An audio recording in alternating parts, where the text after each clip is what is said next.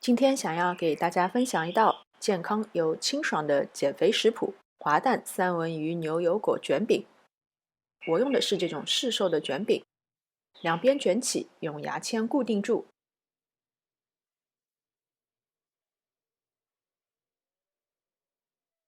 然后送进预热好的烤箱，180度烤8分钟定型。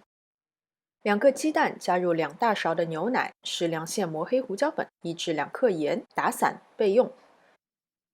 一个熟透了的牛油果，去核去皮，挤入适量的柠檬汁，加入适量的盐和现磨黑胡椒粉，捣碎备用。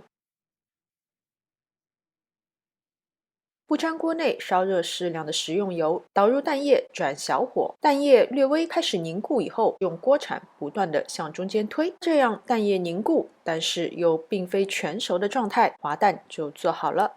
烤好的卷饼移走牙签，先铺上牛油果泥，放上滑蛋，放上三文鱼，再次撒上适量的现磨黑胡椒粉和海盐，好看、好吃、营养又低脂的一份轻食就做好了。三文鱼也可以提前在寿司酱油里蘸一蘸，吃起来味道会更好。